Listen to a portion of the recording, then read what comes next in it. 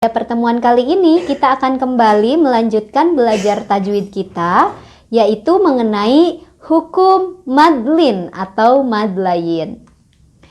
Ya, madlin. Mad secara bahasa artinya panjang dan lin artinya lembut atau lunak. Jadi, bagaimanakah kita menemukan hukum madlin ini? Sebelumnya, ada kaidah lin. Kaidah lin itu ketika ada dua huruf yaitu waw sukun dan ia sukun, sebelumnya didahului oleh huruf yang berharokat fathah. Ya, itu adalah kaidah lin atau huruf lin. Nah, ketika huruf lin ini atau waw sukun dan ia sukun sebelumnya harokat fathah ini menghadapi huruf yang disukunkan karena diwakofkan atau karena berhenti, maka terjadilah lin yang dipanjangkan atau dalam artian terjadilah mad lin. Jadi syarat dari mad lin ini tadi yang pertama adalah waw sukun atau ia sukun sebelumnya harokatnya fathah. Syarat yang kedua, bertemu dengan huruf yang disukunkan karena wakof atau karena berhenti. Artinya, ketika tidak berhenti, ini nggak jadi madlin, ya, nggak jadi madlin, tapi lin aja atau huruf lin, ya, harf lain atau huruf lin, ya. Jadi terjadi madlin hanya ketika berhenti membaca, ya. Jadi bagaimanakah cara membaca dari madlin ini? Madlin ini dibaca dengan cara dilunakan atau dilembutkan sebanyak 2, 4, atau 6 harokat. Biar lebih jelas untuk membedakan harf lain dan lin dan madlin ini, kita akan langsung ke contoh. Yang pertama ada contoh seperti ini. Kita lihat, ini khaufun. Jadi kalau nggak berhenti, kan ini diwasol atau disambung, maka bacanya khaufun.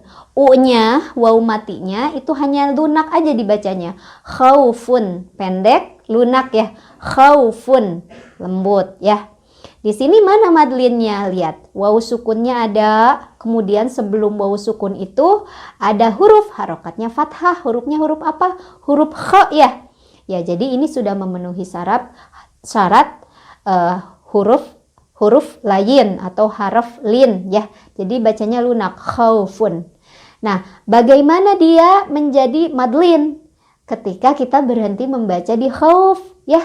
Jadi si fa-nya itu nggak jadi fun lagi kalau berhenti, tapi jadi sukun ya. Fa-nya jadi sukun. Nah, si waw-nya ini lunaknya jadi panjang ya.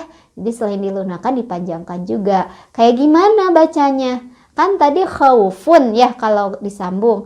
Kalau berhenti jadi khauf. Jadi panjang. Selain dilunakkan dipanjangkan juga. Khauf gitu. Jadi bacaan yang salah misal khauf. Berhenti tapi pendek, salah. Kalau berhenti harus jadi panjang. Karena tidak lagi harf lain tapi jadi mad lain ya. Khauf gitu. Contoh yang kedua, misal ada kata ini, yaumun. Nah, ketika wasol atau ketika disambungkan dengan kata yang lainnya, yaumun ini kita bacanya lunak aja. Yaumun, yaumun ya. Enggak yaumun, enggak. Yaumun gitu ya. Tapi ketika berhenti, mimnya jadi sukun ya. Kalau berhenti itu ya, mimnya jadi disukunkan.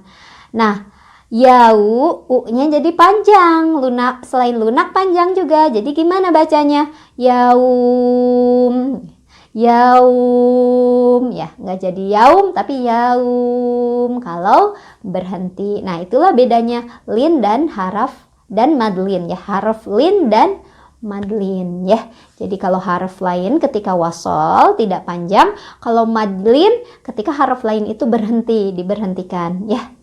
Seperti itu.